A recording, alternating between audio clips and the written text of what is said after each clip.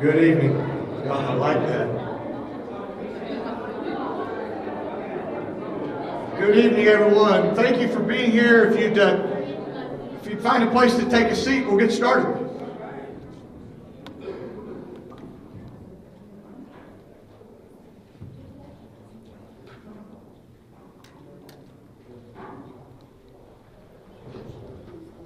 So, welcome to Hodges Community Center in the heart of District 2.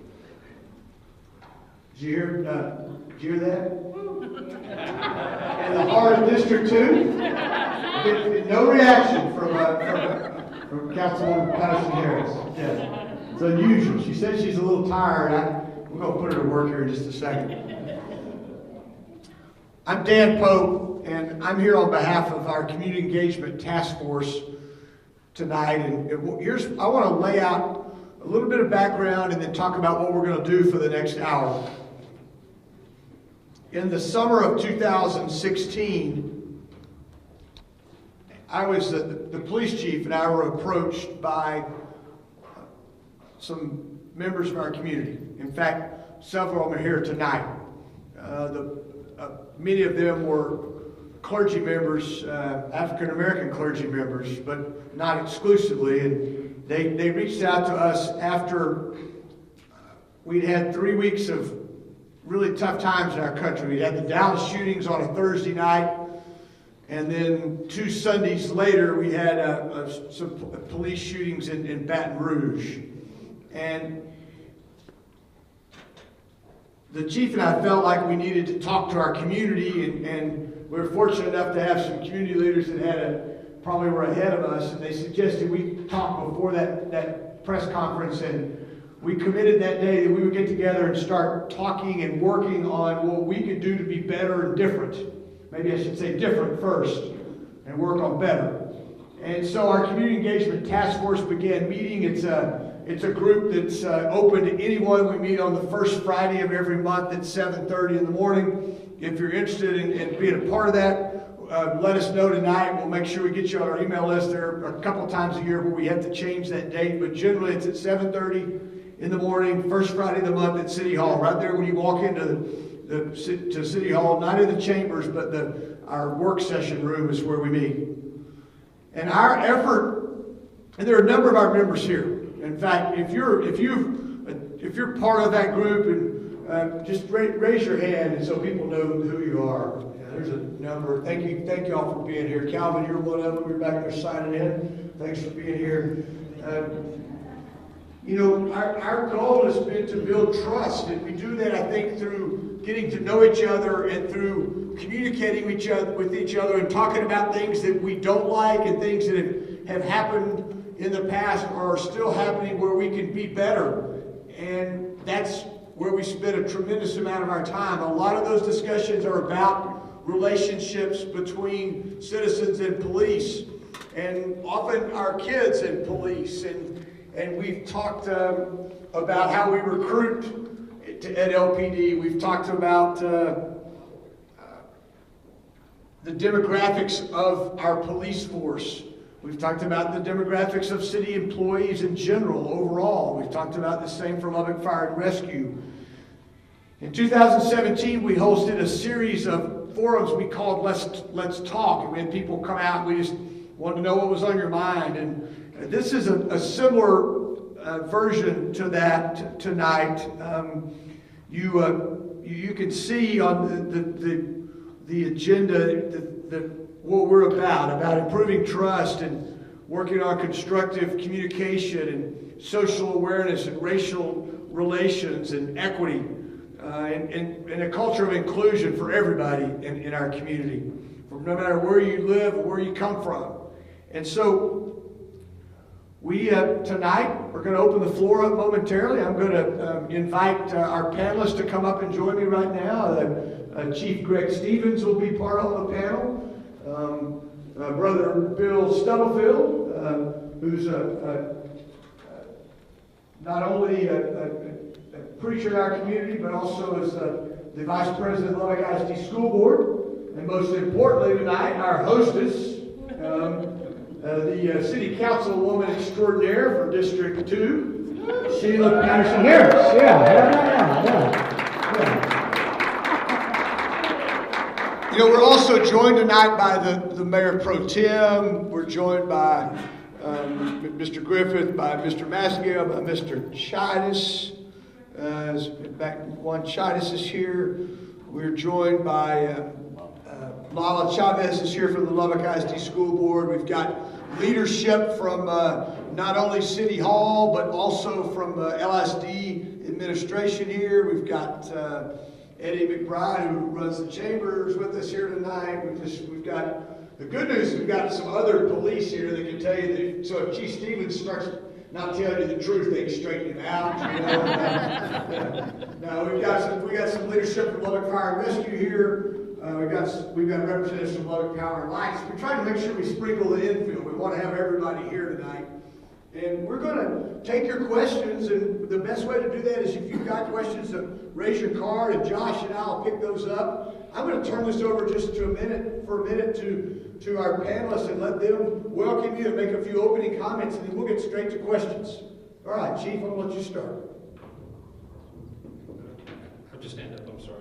Yeah, so this is what community policing is all about, is being able to come out into the community and engage with folks and talk about issues, talk about what we're doing, try to find out what we can do better and how to improve our relationship, and you know, be able to have a little bit of time to kind of pause and see what it is that we're doing well, what we can do better, and have two-way dialogue, because too often it's only one way. And that doesn't really accomplish too much. So I appreciate everybody taking time out of their evening, coming and being willing to engage in that with us, so that we can hear your concerns and we can have a few minutes to talk with you and answer a lot of your questions. So I appreciate you being here. Thanks. Good evening. I appreciate the fact that you didn't allow that video to scare you off. Her idea with the high five right there. I'll say a huge welcome to District 2. What a great place to be. And those of you who've attended my meetings, you know that this is real hard. This sit behind the table and all the chairs type of thing. I'm kind of a huggy, touchy-feely kind of a gal, so we sit in circles and we were able to communicate with each other. But how will we get to do it today? I'm excited about the fact that we are here to engage. I'm excited about the fact that you thought enough about you and the person next to you to find your way here and begin this conversation. As the mayor stated, it's going to take great relationships, and how that happens is we have to build them. And we build them by making sure that we make contact with each other. So again, I say thank you for being here and welcome to District 2.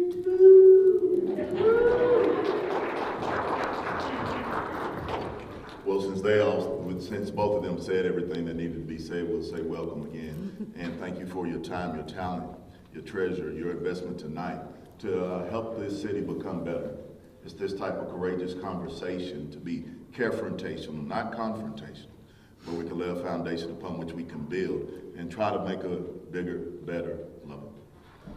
Chief Stevens, talk a little bit about some of the progress that the Lubbock Police Department has made in recruiting police officers that demographically look a lot more like our community.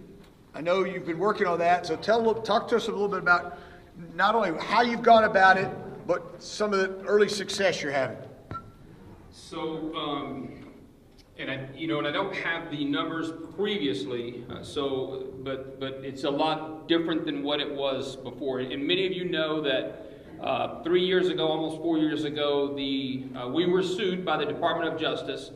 We had, and it was that sounds confrontational almost.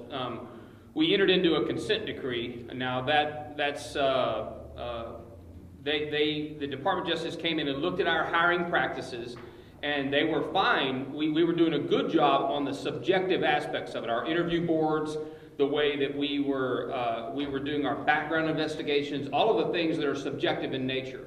But two of our objective selection devices, and it's important to point that out because the Department of Justice agreed that there were no intentional discriminatory practices. However, nonetheless, we can't make light of the fact that we were engaging in some discriminatory hiring practices.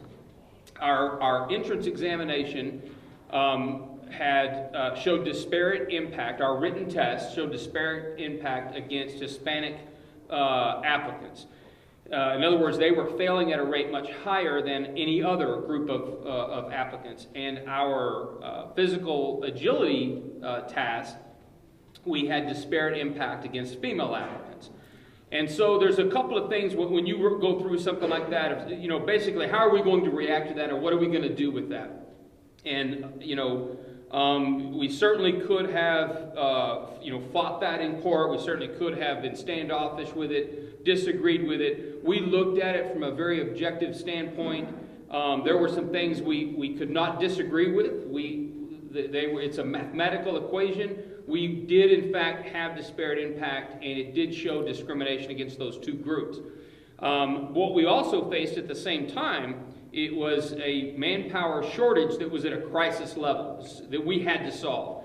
And so we took it as an opportunity rather than a kick in the gut or anything like that. And we took it as a challenge and realized it showed a great opportunity to hire more people of color and more female officers into our ranks.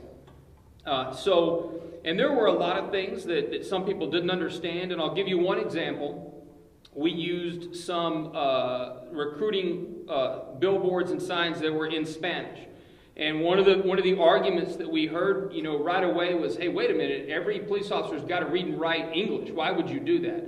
And we had to help people understand those signs are not for the applicant. Those signs are for the applicant's family, who quite often, many of their grandparents or aunts and uncles or even parents may not speak English or may not speak it well or read it well. And oftentimes, a young person who wants to get into law enforcement may be discouraged by family members who've had bad experiences with law enforcement. And this turned out to be a pretty good tool to overcome that big challenge. There's one example. We also realized in hiring female applicants that the standard that we were using, in fact, we were turning down qualified female applicants to become police officers, and we adopted a new standard and brought far more females into the academy.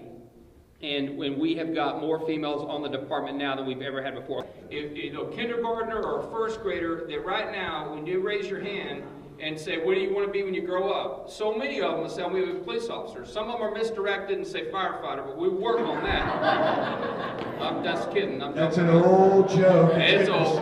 Yeah, something better than that. But the thing is, we've got to stay connected with those kids and do recruiting in that first grade class today for those kids that someday will want to be a police officer, and help them not lose touch with those little kid dreams and go down the wrong paths that preclude them from doing that, and where they get talked out of that dream at some point down the road. We got to be recruiting for the 2040 class. All right, thank you, Chief. Let's, how about a question? Somebody want to ask a question that doesn't want to write it down, just has a question on their mind they want to ask? I may call on you if not, as I'm walking towards a friend of mine right here. Oh, here we go, right here. So along the same lines of tutoring, is there a program in place that where police officers go into schools to mentor and tutor and have a presence in the schools from LPD? So there's a program where we have a presence in the schools, but not yet like what you're talking about, but I'm working on it. That's what I want to build. It's one of the projects I'd like to start doing is that, because again, I think that how the interaction goes, and it's more than just that individual kid that we may meet on a Friday night, but imagine how that interaction goes if we help that person, that young person that we meet Friday night or Saturday. Imagine how it goes if we helped his kid brother get an A on an English report or something. There's no way to quantify that, and that's what I want to get done. That's a new goal. Kathy. Chief Stevens, I guess we'll just sit down. You just talk loud. It's just Just talk like it's on, okay. It's on.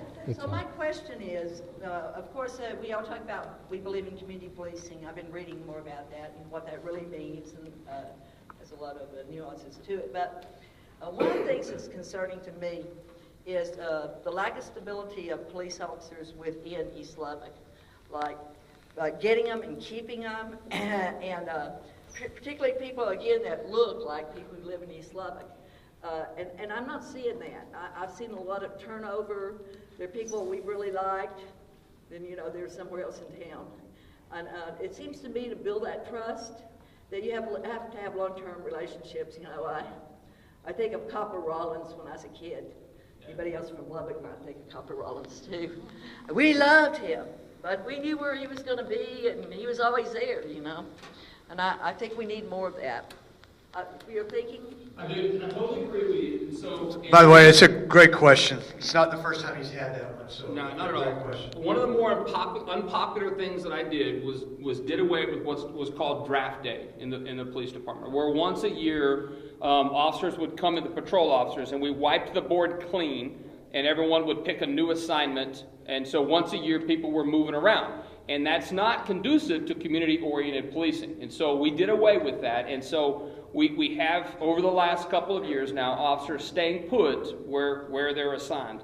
Again, not popular, but it is necessary to engage in community-oriented policing. So it's going to solidify that more when we have the substations and officers, when they come out of the academy, and we'll end up doing another draft day to assign officers to those substations.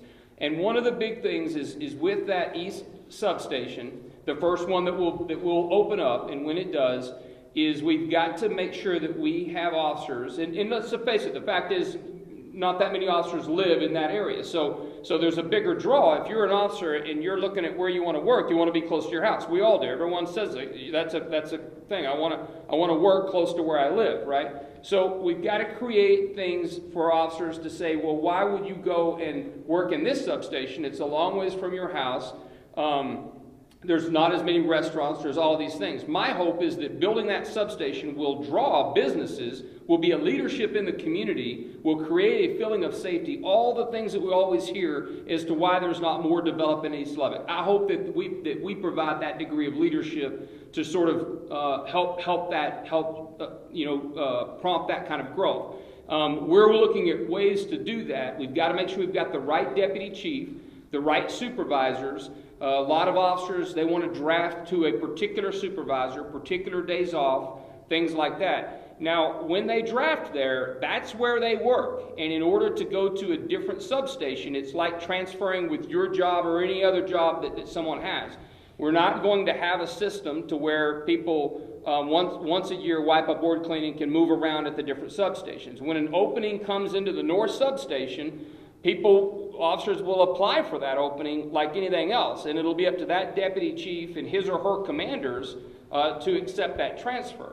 And that's the way it works in the business world. It works anywhere else, and that's the way a good business or a good government organization or a nonprofit or whatever runs, and that's the way we need to operate. And what that will create is good stability, and what you really want to create is an atmosphere where a community like East Lubbock will draw the best officers that are there with the heart to serve a community where they're really needed. Make sure that we have the right commander, the right deputy chief that will facilitate that. It'll be the kind of people that if the officers that want to engage in that, and we have plenty that do, it's the sort of officers that come to me and say, I want to start a homeless outreach team. I want to be involved in mental health peace officer work. I want to be involved in this, that, or the other. Those are the ones that will be drawn over there.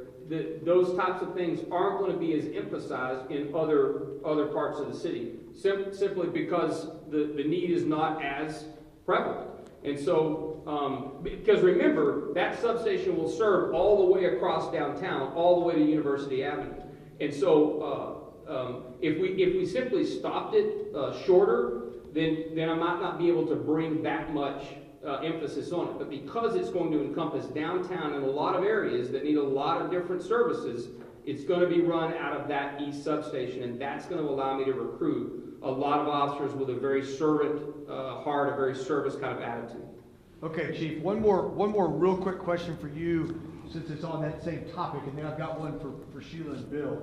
Talk and give us 30 seconds, 45 seconds on what this, what's the org chart look like at a substation?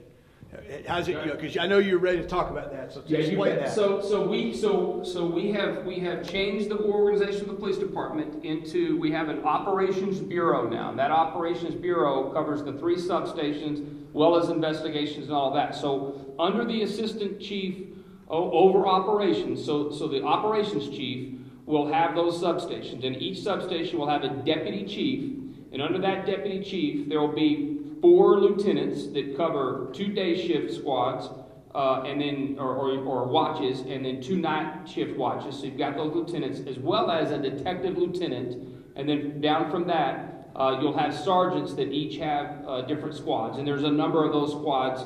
Each one's broken into 2 different zones in that substation area, with that 1 detective squad under that detective lieutenant, and there'll be a sergeant assigned there as well. Be a couple of civilians that help run payroll and do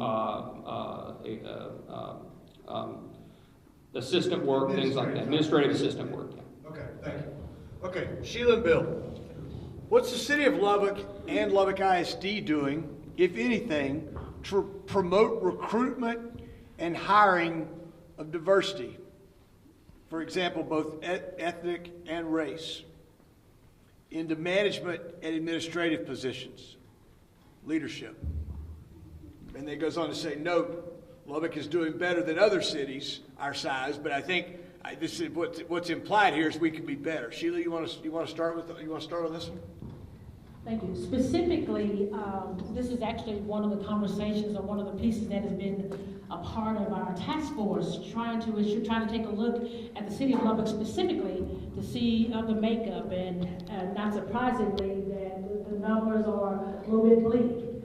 I think what we do, I think the community has a part in this as well.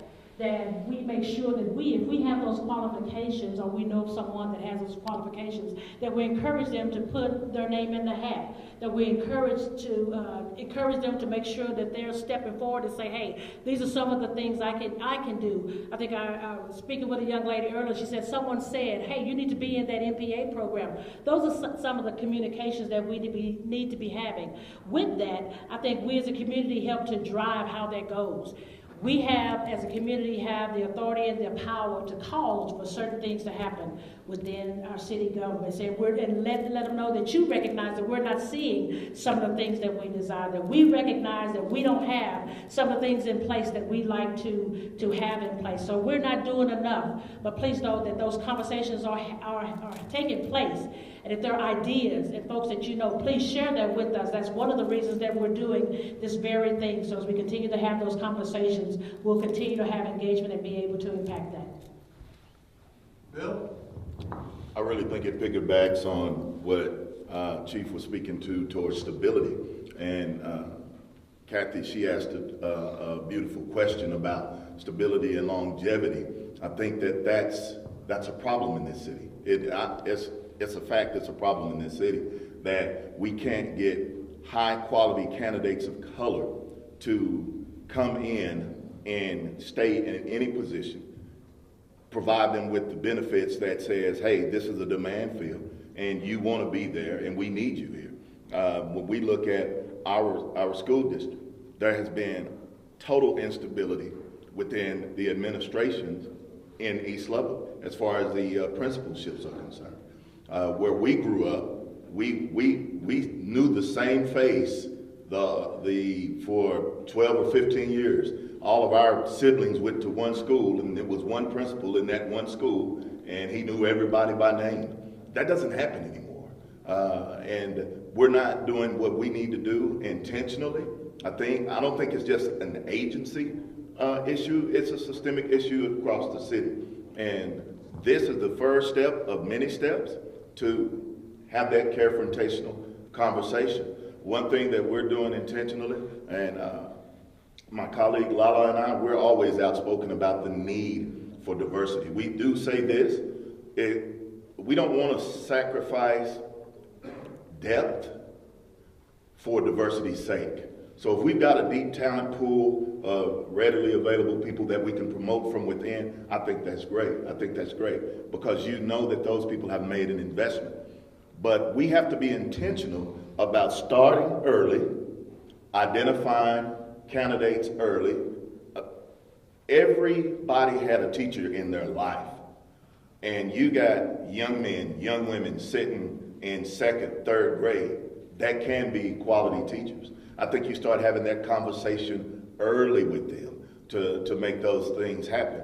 One thing that we did recently, Rick Rodriguez and I, both being men of color, we started an initiative to go to particularly the men of color within our district already, and we're just having roundtable discussions with them at each campus to ask them basically, how can we go find more of you? How and where can we find more of you to come in? I think that's key. One thing again is that with the people that are in this room that help to make this machine move, we've got what it takes. We've got what it takes. One problem that we look at within the East Lubbock community, within District 2, is that commercialization and industrialization does not equate to revitalization. We've got to have homes. We've got to have homes. We can't have a city plan that says we've got to industrialize this area. We've got to put houses. Everybody knows that. This city, my brother Calvin Davis is very outspoken on this. This city is favorable, or this state is favorable to homeowners. We've got to have those programs where we're putting houses in East Lubbock, which is by far the most attractive area in this city, where we're building up good homes, because what happens when we have homes? We have need for schools. Workforce. And it comes right there. So we've got to do that. We've got to have conversations with our former past and great educators. Everybody in our community knows.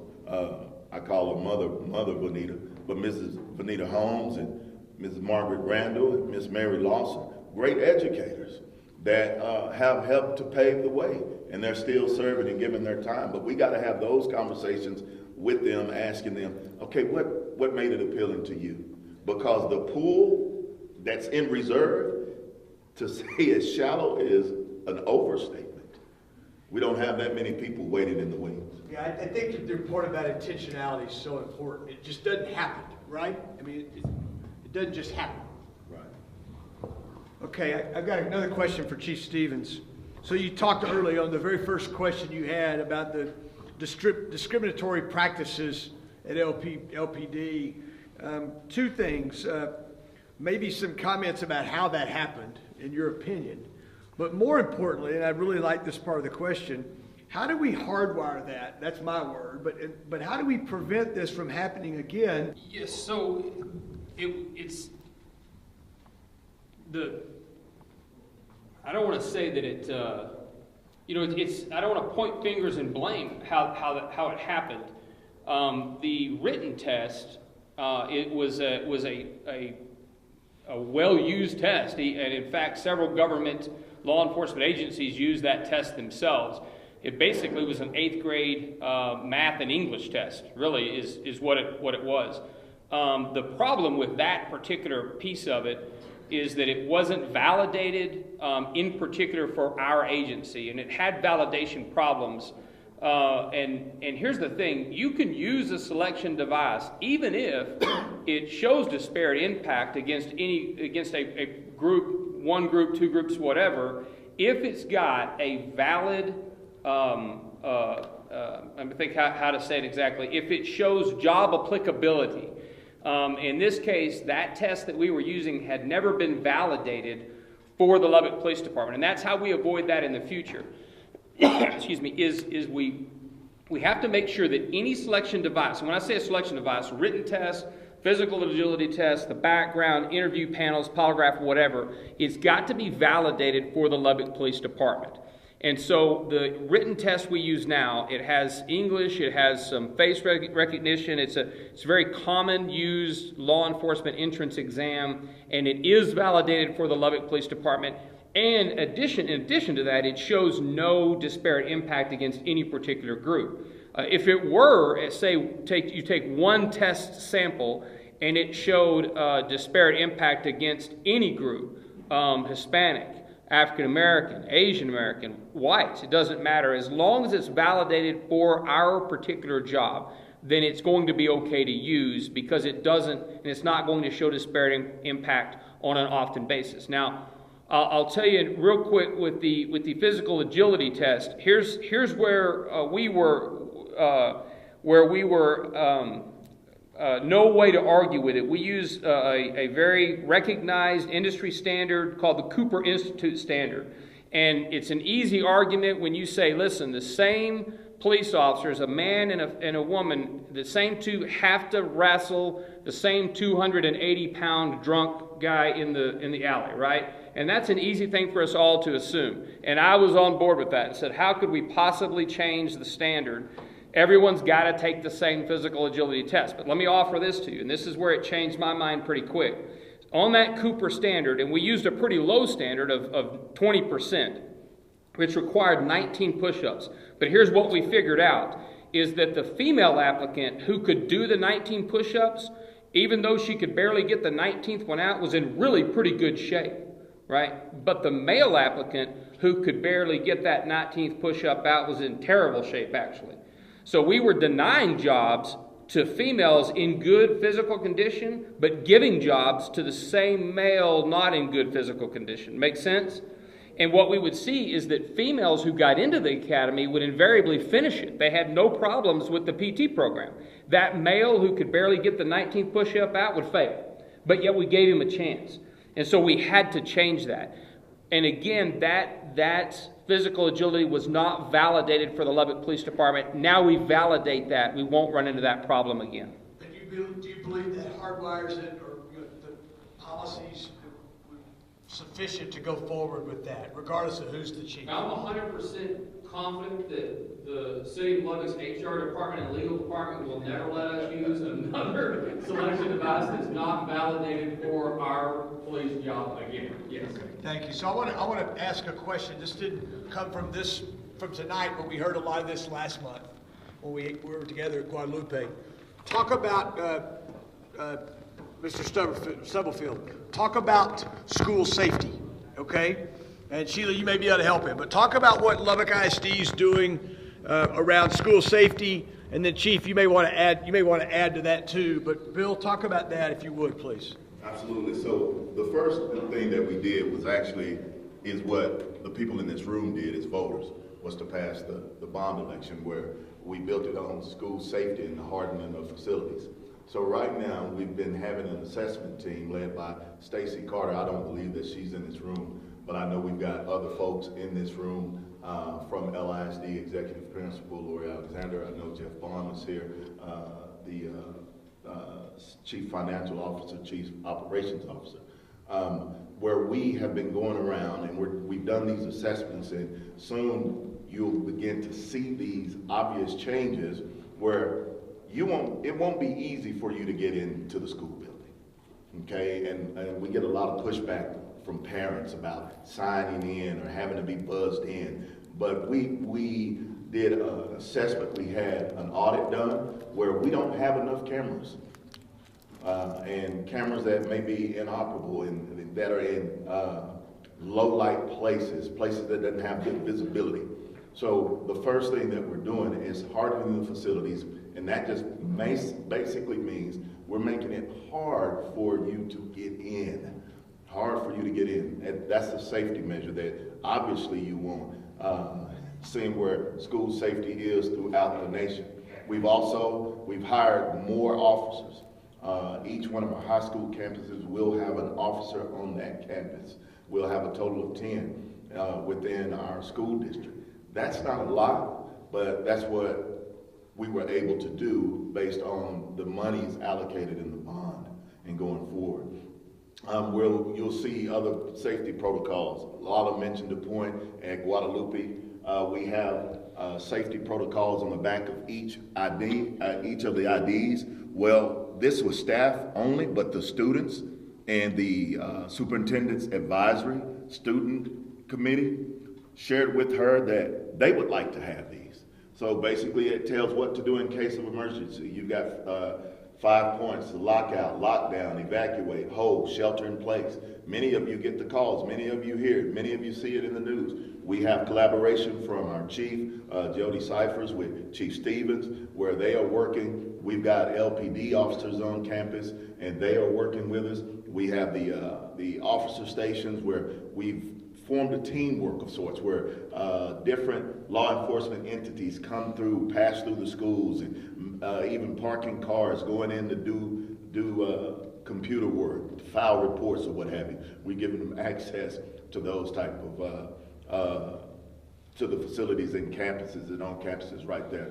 But we've got a lot more that we've got going on, and I don't want to take all the time. Well, I know you've worked to develop some protocols, a lot of protocols, as you mentioned. Unfortunately, we met 4 weeks ago tomorrow night at Guadalupe. The very next day, we had bomb threats called in from the same out-of-state number on 2 of our schools. And, you know, I thought the way that was handled from our perspective, I think we felt very good about the communication between LISD and LISD police and with the city government and certainly with our communications folks and with police. I think we did a pretty good job with parents that day. I applaud you guys for working on it. It's never going to be great if you're a parent who has a kid in that school and it's the most important thing in your life and you're scared to death about it, but it's real. And I applaud you guys for standing up and dealing with it. Sheila, you want to add anything to that? If I'm not mistaken, I think there's also, LISD is also incorporating a community component to that so that the citizens within the community are also aware of the different codes and whatnot. So as things happen, you know, sometimes we have those nosy neighbors or men and women who are actually watching the community. It's important that they know what's taking place, what they can do to be a part of the safety component for the school. You know, we have folks driving up and down the street all the time. So I think it's important, as long as the fact that we make the community aware of what that safety looks like for that school, and as a result, making the whole community safe. And then I think there's a question about do we have more funding for managed care and treatment centers? I'll be glad to maybe handle that at the end, but I do want, as part of this, Chief, I want you to talk a little bit about mental health. So why don't we start with some of LPD's efforts to better equip our men and women to respond and to recognize mental health situations? So that's a great question, and because a lot of what you see, whether it's petty crimes, property crimes, or public intoxication, homelessness, those are all symptoms of the root disease, which is either addiction or mental illness or things like that. And so we put a lot of things in place to try to cope with those issues. Our homeless outreach team, our mental health peace officers, our new crisis intervention teams, and because what we know for a fact is that jail is the most expensive way to treat mental illness. It's the most expensive way to try to deal with homelessness. And so we're doing a lot of good work. We've got a lot more we could be doing, and we're trying to do. It's been a bit of a force multiplier where a typical patrol officer comes across, gets a call to a homeless individual, someone in mental illness, distress, something like that, can call one of these other officers who are more specially trained to come and deal with that. And every time that's better than taking them to jail. Often that involves taking them to the hospital, which is an ambulance ride. So this just costs and costs and costs.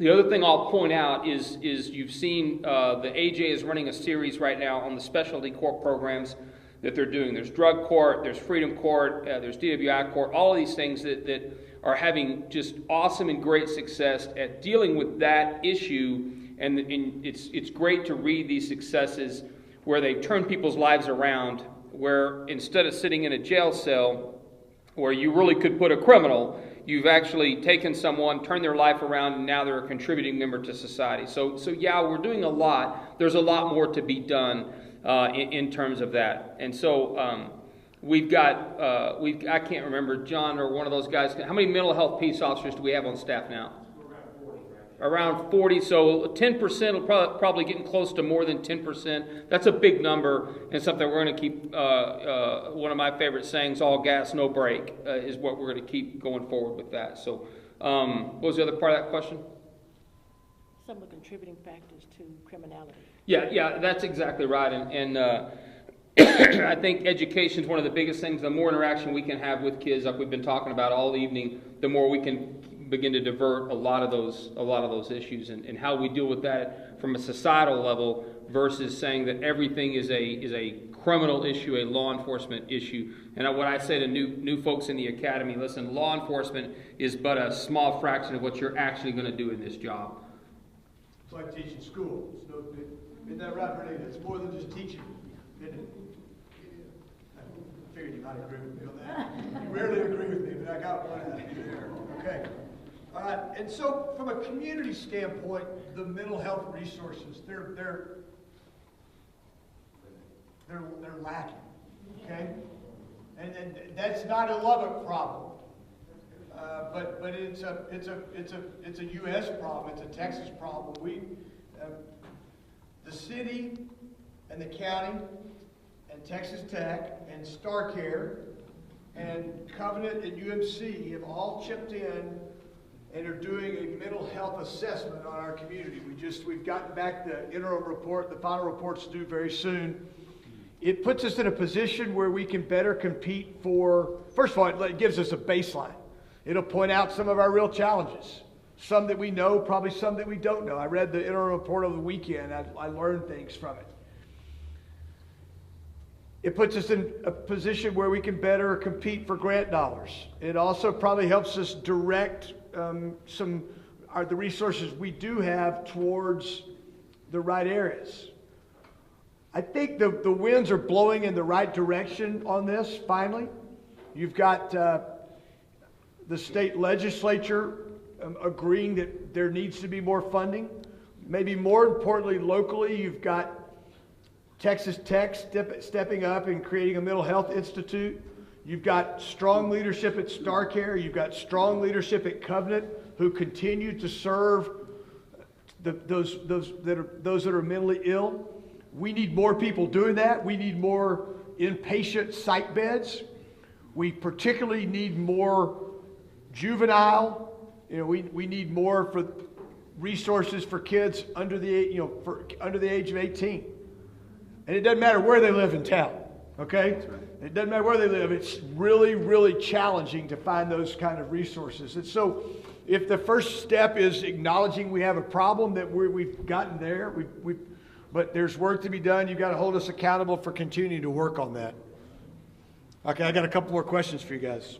A lot more Lubbock kids get hurt and are not safe in their own homes than in our schools. What are we doing to help those kids? Nearly like world peace, but she. To be more specific on that, it's a lot more Lubbock kids get hurt and are not safe in their own homes than in our schools. So I'm gonna suppose that they're talking about child abuse. We do. Child abuse. It could be access to access to guns, things like that. So Lubbock, it does. Parenting, whatever, it's a technical term. Yeah. But talk about that a little bit. I want all of you to comment on that briefly. Then I've got another question, and then we'll maybe open the floor for one final question, and then we'll break, and we'll have people around that can have smaller conversations. Lubbock has a high rate of child abuse. It's one of the higher in the state, and that's a very concerning thing. I think that our social services folks are they're doing the best they can do with very limited resources, and we have a great relationship with them, and so. I think it's an uphill battle, and all of us look at those numbers, and I'll tell you that I applaud the unit in the police department that deals with those crimes, and they're they could use more manpower, but again, so could every other part of the police department, and so it is an issue that we pay a lot of attention to. Boy, I tell you what, I feel kind of oddball out here. I think most of these are for these guys here. I'll try not to put my juvenile probation officer hat back on. But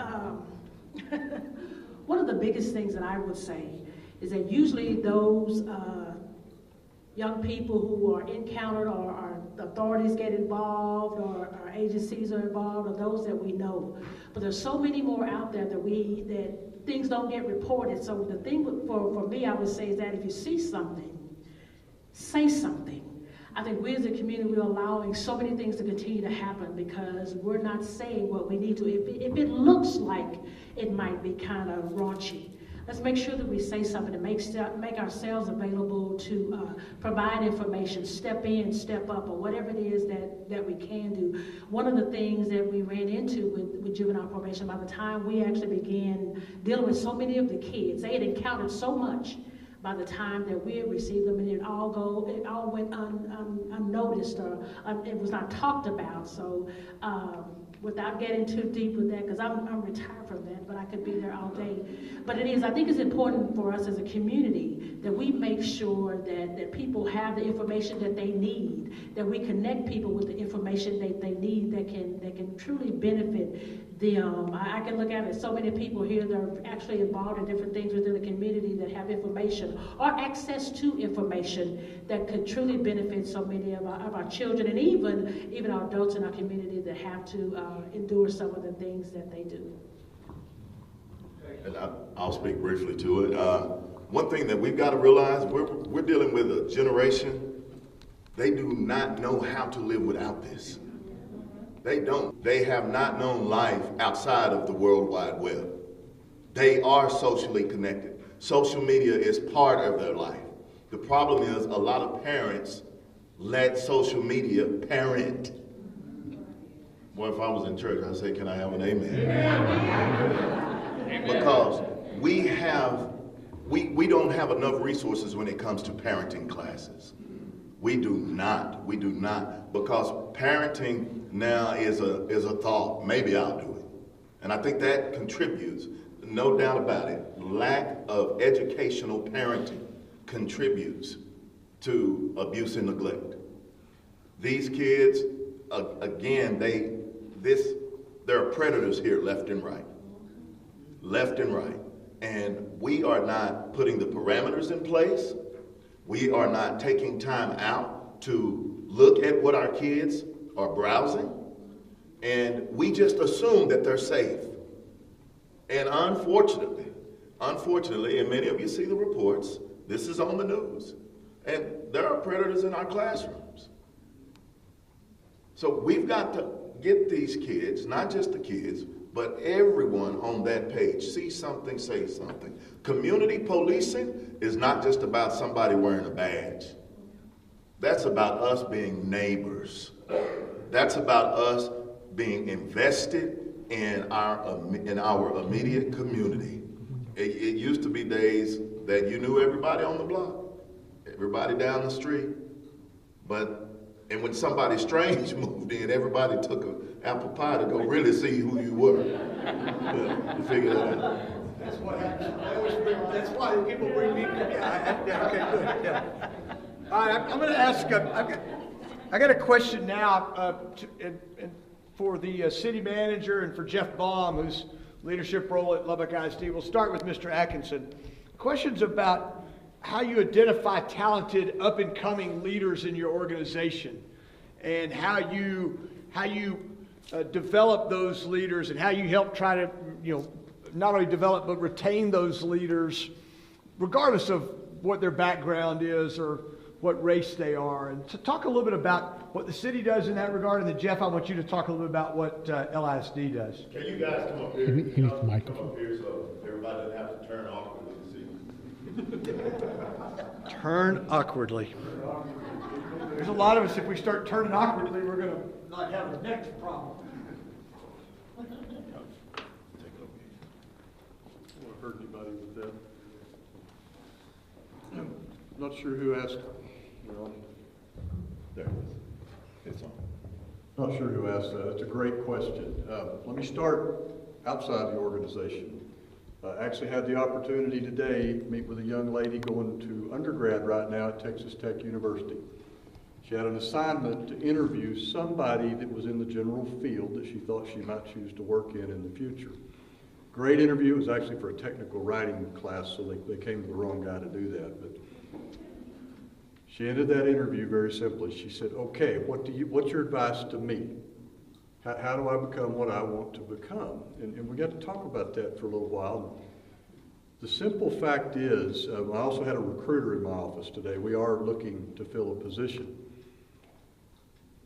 City of Lubbock, almost every other governmental institution of which I'm very aware, is about to have more opportunity for more people than we have ever had.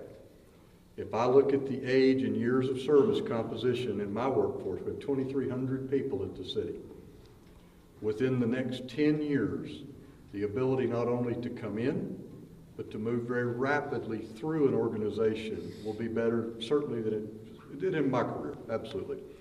So how do we find those people? Well, if they're inside, I truly believe one of my jobs, at the point I'm ready to leave, I owe it to my community leaders, my elected officials, to leave them in a position to make a choice if they choose.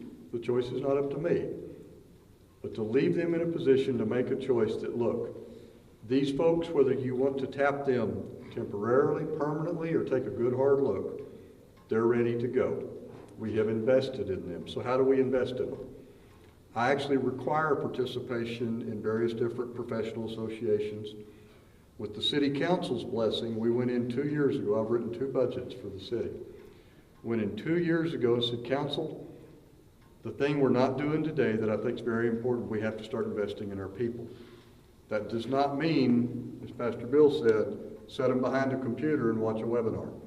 Yeah. Let me find you find something that makes you better at what you do. If you're an accountant, I'm not interested in you going to your accounting workshop. You have to do that. That's your basic requirement. Find me something that we can pay for that makes you a better leader, a better manager, a better mentor to look for. I've got all these people here. City Council has approved that program 2 years in a row. I'm about to start the 3rd budget, and the #1 challenge I gave them.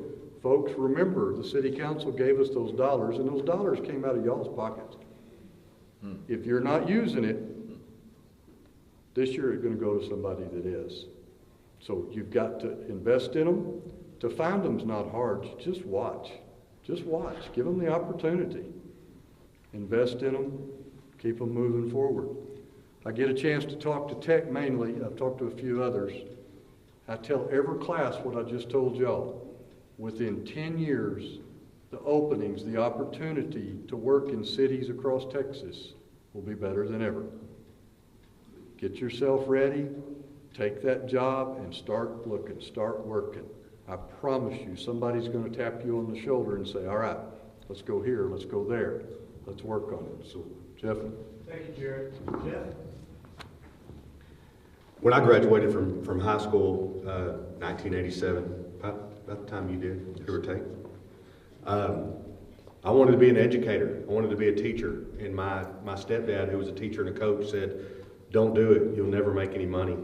You'll never make any money doing it. So I resisted the urge, and I taught my first class and coached my first sport at age 34. So I listened for a long time, but I finally decided I was gonna hoe my own road at that age. But you know, Lubbock ISD has 3,500 employees. We don't have a talent shortage amongst our staff.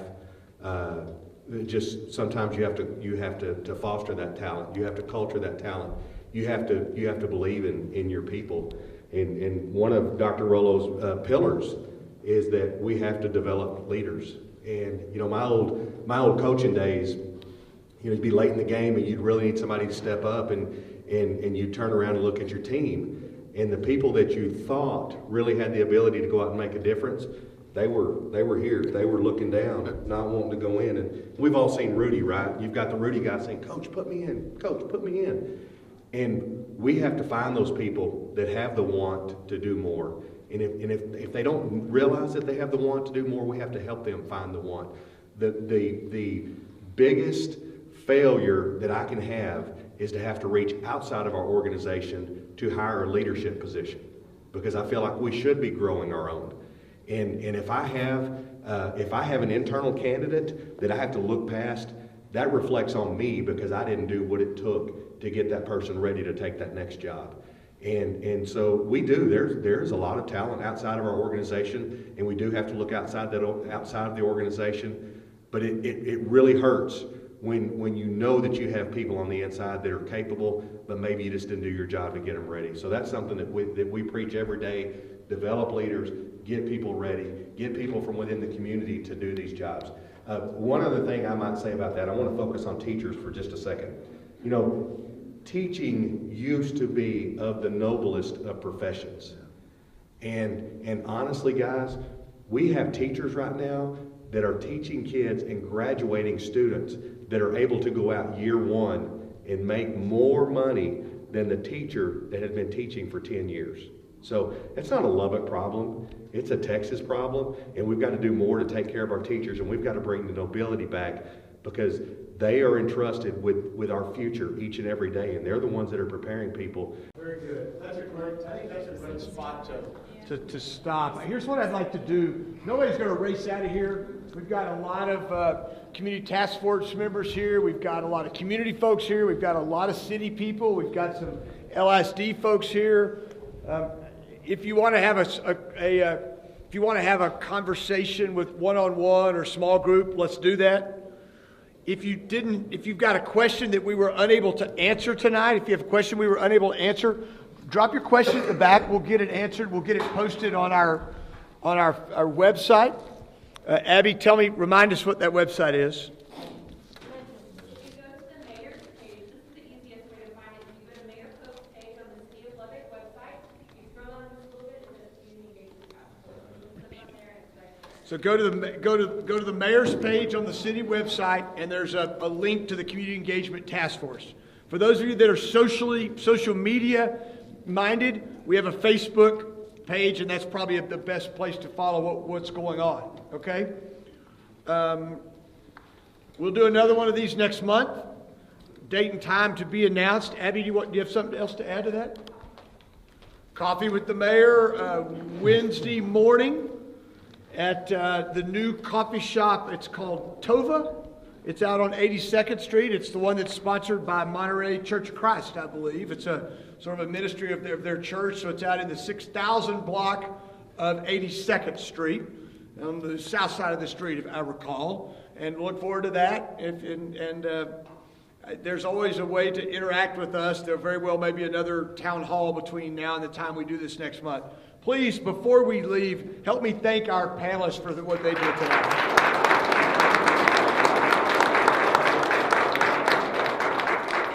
All right, we're adjourned. Thank you for being here.